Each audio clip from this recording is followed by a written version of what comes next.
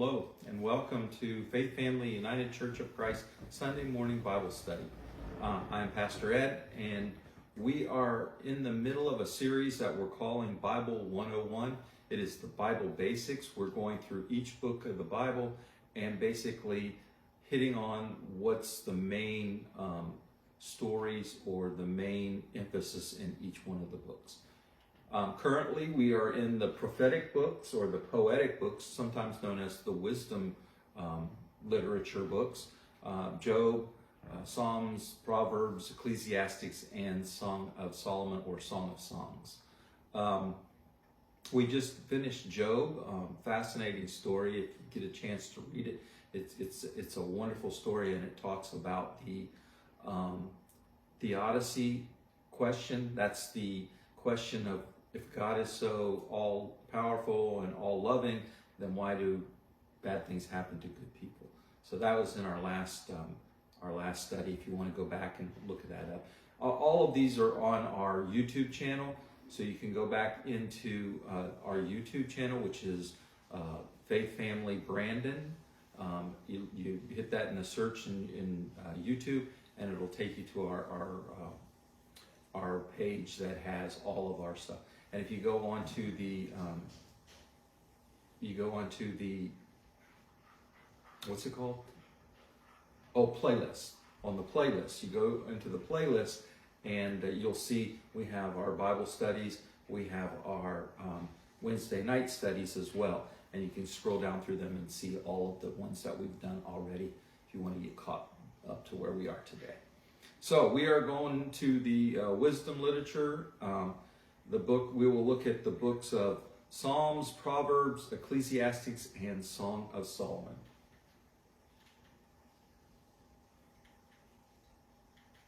Where are we at? Come on.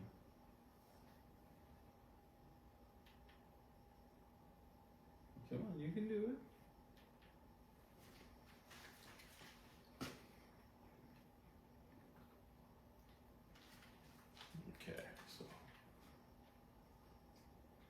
Now, Psalms, Proverbs, and Ecclesiastes, these are poetry. They're also known as wisdom literature. Basically, they're small bits of information that help the reader become more knowledgeable. And then we'll look at, of course, the Song of Solomon, which it's a poetry, and it follows the young love through as they grow through their courtship. So. Psalms is a song or a poem which is sung to the accompaniment of a stringed instrument. You know, we think of harps or lyres or some kind of lute that would be strummed, and you sing these songs. In the book of Psalms, there's 150 psalms. In the Protestant Old Testament, a few more in other versions, such as the Hebrew version or the Orthodox Greek version. They have either a few more psalms or a few less psalms.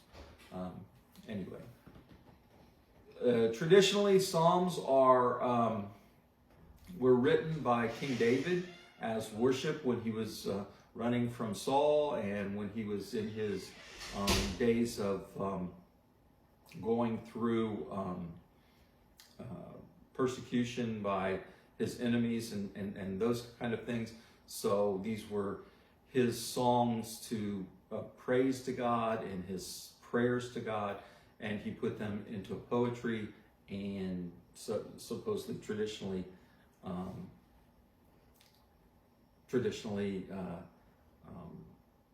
it's attributed to David.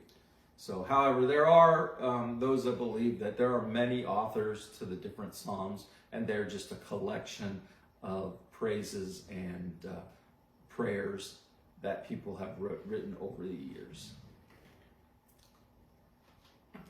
While the book is through and through a collection of poems, these poems are set to the theme of prayer and praise. So that's an important thing. So many times you see people use the Psalms to propagate their theological understanding of things. And that would be like saying, well, Reverend so-and-so said this in a prayer, so we're going to use that as a basis for our theology.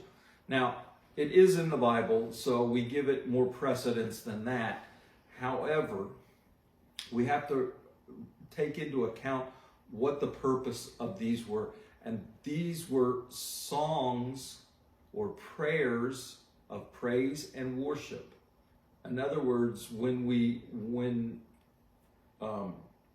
the author was praying to God, they wrote their prayers down. Something that we don't see a lot of today, but we over the centuries and in times far off, we saw a lot of people that would write out their prayers. And today we just basically say our prayers. Sometimes we don't even say our prayers, do we? We just kind of think them in our head, and we call that a prayer. But the beauty of it is a poem. It is speaking from the heart, and it's to God, either a prayer to God or a praise of God.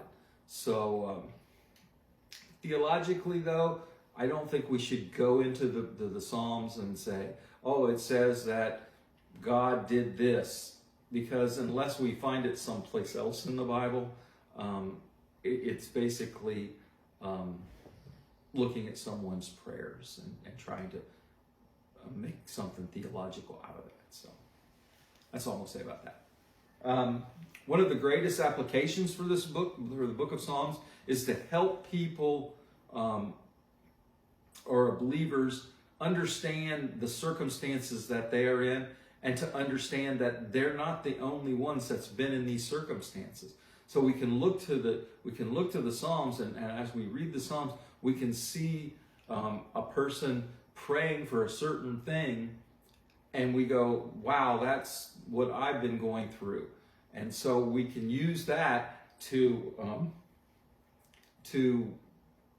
help us in our understanding of God, and help us in our circumstances, maybe pull us up out of a rut or keep us humble. But it's a great application for understanding who we are in our religion, in the world, and in relationship to God. So I think that's mainly reason why so many of our Psalms, or so many of the Psalms, have been put into modern day music or hymns that we sing. A lot of them, just the hymn, they just take the words right out of the Psalms and put it right into the music, and there you go. Well, and originally that's what it was. It was a song or sung to some music. So Psalms is a very unique book. It's not a book that you sit down and you read from the front to the end. It's more of a book that as you read it, maybe once or twice a day, you go and you read one or two Psalms, and you get an idea of a prayer. Maybe even a lot of people, what they do is they use the Psalms as their own prayer book. In other words, when they're doing their prayers, they'll read a Psalm and they'll make that their prayer if it applies to them. So Psalms is a beautiful book and a beautiful poetry, and I'm glad it's right in the middle of our Bible. So, moving on, we're going to go into Proverbs now. Proverbs, of course, is a short saying or short lesson to help the hearer or a student remember a widely accepted moral or life trait. The sun rises on the wicked and the just all the same. Just a reminder that, people will be wicked and people will be righteous, and you won't know the difference. It's in their hearts. So little proverbs like that, little sayings like that is what Proverbs is all about. Interestingly, the Hebrew word translated that is translated Proverbs for the beginning of the book, it's to taunt, to taunt, or to an oracle. It's been translated oracle, or even a parable. And of course, we know the parable is what Jesus taught by. So you can see that if we were to take a lot of Jesus's sayings and his parables and put them back into the Old Testament, they'd probably fall into this category of Proverbs. Proverbs, from the beginning, it's ascribed to the author is King Solomon. Of course, Solomon is legendary for his wisdom. He's the one that we talked about who did the story of the two women fighting over the one baby. Two women said that the one baby was theirs and there was a dead baby, and they each tried to say it was the other one's baby, and they accidentally killed the baby. And so they wanted the live baby. Both of them were fighting over it. And Solomon says, okay, I'll settle this, pick the baby up, and I'll slice it in two, and I'll give you each half. And one of the women, didn't say anything, and the other woman said, no, it's her baby. And of course, Solomon, in the wisdom, said, give the baby to the one that said it was the other woman's baby, because she loved the baby more and would not want it dead, so she would rather see it go to someone else. So even if it wasn't her baby, she loved the baby, and Solomon saw the wisdom in giving the baby to her, because she knew that she would care for the baby as if it were her own, if it wasn't her own. But that's the wisdom of Solomon, and so the Proverbs are attributed to him, and they are wise sayings. Now, Proverbs begins by appealing to the superiority of wisdom. It says it is written for obtaining wisdom and discipline. The continuing reference in the Proverbs, the author keeps on saying, "My son," and then he tells something about the son, or about the proverb. "Listen, my son." So throughout all of Proverbs, we hear this, and it gives a feeling of a loving father trying to bestow wisdom upon his children or his child. So that brings it closer to home, if you will. And some have even made it to be the words of God to the children, to God's children. And of course, in the Hebrew being written for men by men, the Hebrew Bible being written for men by men, you get the male gender, my son, instead of my child. So more inclusive today, we would say my child. Anyway, so this references, of course, to a parent bestowing wisdom to their child. I can almost picture, at least me, I can, this book being used in ancient times as a school textbook for children, teaching children manners, kind of like, I don't know today, but back in my time in high school or grade school, we went and we learned manners. Remember when we learned how to answer a phone? We pick up the phone and say, "Hello, this is whatever residence, and you're talking to me," or however we did it. See, I don't even remember, it was so long ago, and we don't do that anymore. Today we just pick up the phone and say, "Yep," or something like that. But we don't even say hello, right? Anyway, I can picture this book being used as a textbook to teach children in schools how to have proper, how to use wisdom and the importance of learning. So, next book is Ecclesiastes. Ecclesiastes is Kohelet, or it's a teacher. That's the beginning of Ecclesiastes. The words of the teacher is the first words of Ecclesiastes. In Ecclesiastes chapter 1, verse 1 says the words of the teacher, and the Hebrew word for teacher is Koheleth. So this is again a book about wisdom, and Again, it's traditionally attributed to Solomon. Solomon is the one of wisdom, and he is bestowing wisdom upon the nation of Israel, the people of Israel.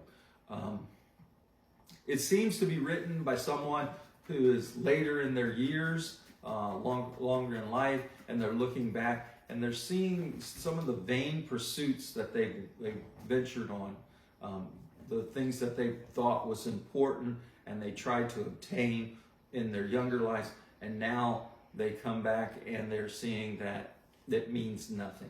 And that's one of the things that it says in the very beginning. It says, meaningless, meaningless. Everything is meaningless, or if you King James people or other translations, vanity, vanity, all is vanity.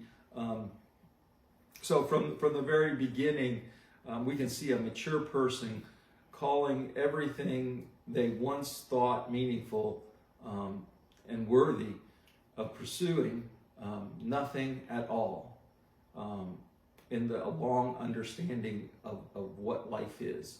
So money, riches, even wisdom is nothing without what? Without the inclusion of God. In other words, life is meaningless. Life means nothing if we don't understand our relationship to God. And so while it tries to bestow wisdom upon us, this wisdom has this overarching theme of nothing matters if we don't have God in our life. And I love the thought of that. I mean, because we look at that, we look at the world around us, and we see people that run through life and they try to gain wealth and power, and they seek pleasure, and just because they think that's what life is all about. But yet, from the beginning to the end, and then what? So, in the end, Ecclesiastes tells us that we are to enjoy life, but we are not to pursue these things that are considered vain just for the pursuit of them. They should be pursued with God in mind and everything. So, Ecclesiastes. Song of Solomon, sometimes called the Song of Songs. It's a poem or a song about young love. Traditionally, the Hebrew understanding of the poem is a religious allegory about God's love for the people of Israel. That sounds great if you don't read it. If you read it, then you'll find out that pretty explicit. Talks about the love between two young people. And words, phrases, euphemisms, very explicit. It's filled with the idea of lust. It's filled with things that will make you blush. It was the Hallmark paperback, what are those called? The romance novel, before there was a romance novel.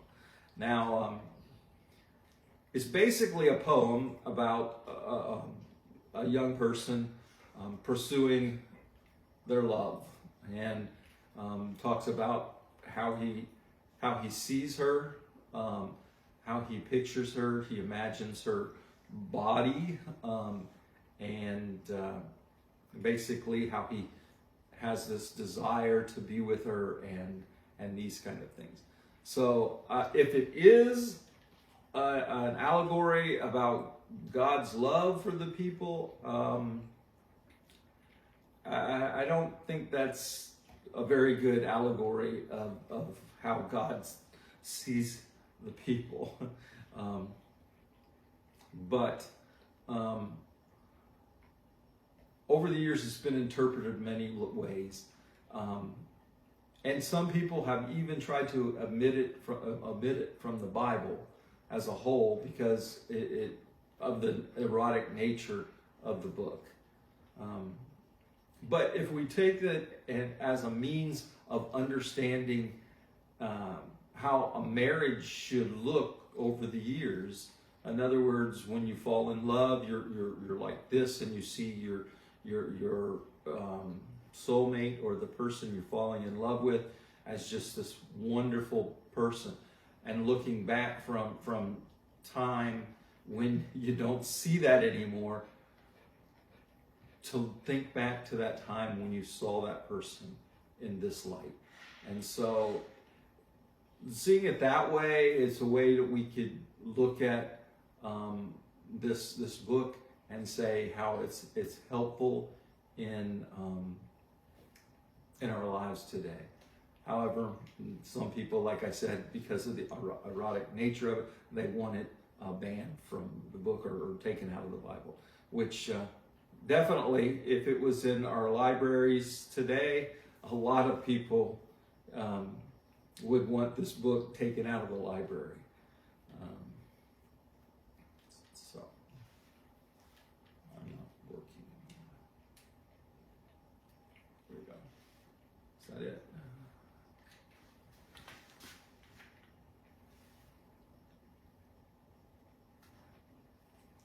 Okay. So that's the Song of Solomon. Those are the wisdom literatures, or the poetry part of the Bible. Very interesting. Not necessarily something that you would read from cover to cover again, but something that you could go back to again and again as a reference to help you with your situations in life. Any questions, comments, concerns? All right. Thank you. And next week we'll start getting into the prophets. This is interesting. We'll try to look at the prophets when they were in their heydays, and we could put them into the narrative of Israel and what was going on. And it gives a whole different picture of what a prophet is. We'll talk about that next week. Bye.